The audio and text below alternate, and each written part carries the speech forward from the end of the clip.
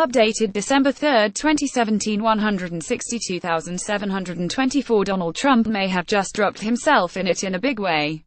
In a tweet, HES admitted that he sacked Michael Flynn because he lied to the FBI over the nature of his conversations with the Russian ambassador. It was after the National Security Advisor was sacked that Mr. Trump allegedly asked then FBI Director James Comey to drop the Flynn investigation, saying HES a good guy. He also subsequently tweeted that Mr. Flynn was the victim of a witch hunt and should seek immunity from prosecution. Yet, by the president's own admission on Sunday, he knew all along that Mr. Flynn was guilty of a federal offense. On Friday it was announced that Mr. Flynn had cut a plea deal with FBI Special Counsel Bob Mueller, would plead guilty to conversations with the Russian ambassador that aimed to influence Russian foreign policy, and would assist the investigation. Since Mr. Trump fired FBI Chief Mr. Comey, part of the probe has been assessing whether the president aimed to obstruct justice by pressuring the FBI boss to drop the investigation into Mr. Flynn, among other things. Proven obstruction of justice could lead to impeachment. Mr. Mueller was already looking at Mr. Trump's sacking of Mr. Comey and whether that was part of an attempt to shut down the Russia investigation. The president has now admitted that he knew Mr. Flynn had committed a federal offense, yet at the very least encouraged him to seek immunity anyway, and at worst tried to get to him off the hook by asking the head of the FBI to abandon the investigation into his activities.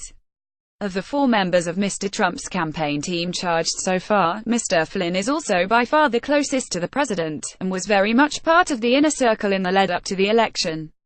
He has now rolled over, and will reveal everything he knows to the special counsel. But what Mr. Trump says, or tweets, may be more telling.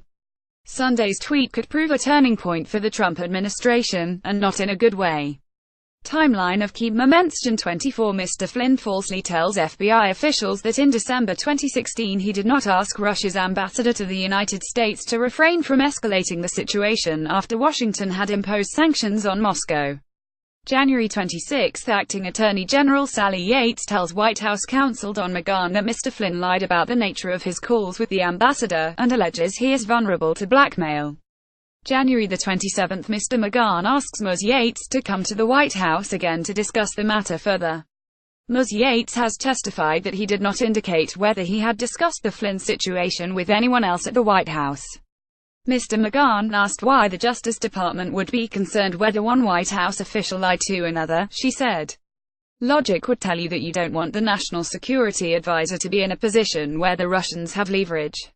January 27, Mr. Trump asks Mr. Comey for a loyalty pledge. Mr. Comey alleges. January 30, Ms. Yates is fired by Mr. Trump, allegedly over her advice to staff on Mr. Trump's travel ban, calling it unlawful. January 31, the White House releases financial disclosure forms of top staff.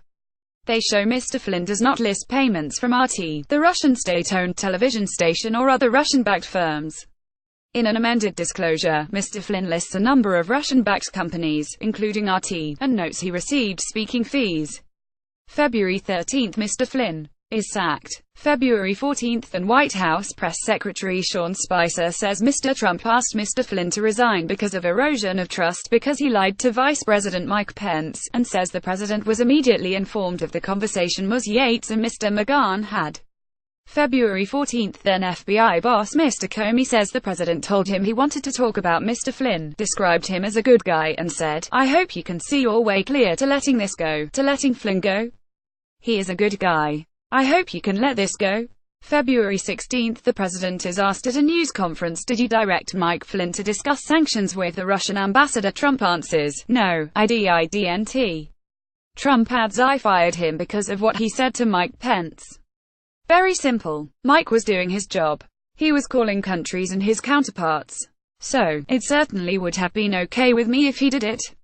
I would have directed him to do it if I thought he wasn't doing it. I didn't direct him, but I would have directed him because that's his job." March 31, Mr. Trump tweets Mike Flynn should ask for immunity and that this is a witch hunt excuse for big election loss by media Dems of historic proportion. April 25, Mr. Flynn tells contacts that he is still in communication with Mr. Trump, and says he received a message from him to stay strong. May 8, Mr. Trump tweets that the Obama administration gave Mr. Flynn security clearance. May 9, Mr. Comey is fired. May 10, Mr. Trump meets Russian Foreign Minister Sergei Lavrov and Ambassador Sergei Kislyak in the White House. According to the Russians, Mr. Trump says of Mr. Comey, "He was crazy, a real nut job. I face great pressure because of Russia.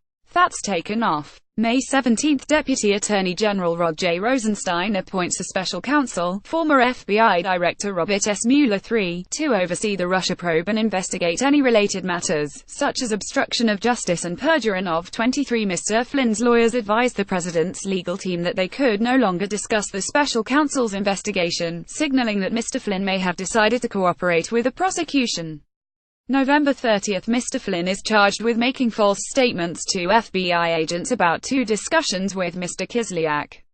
Lying to the FBI carries a penalty of up to 5 years in prison. December 1, Mr. Flynn pleads guilty to false statement charges. December 2, Mr. Trump sends a tweet that may amount to self-incrimination. Topics: Donald Trump, world politics, government and politics. United States first posted December 3, 2017, 123,749.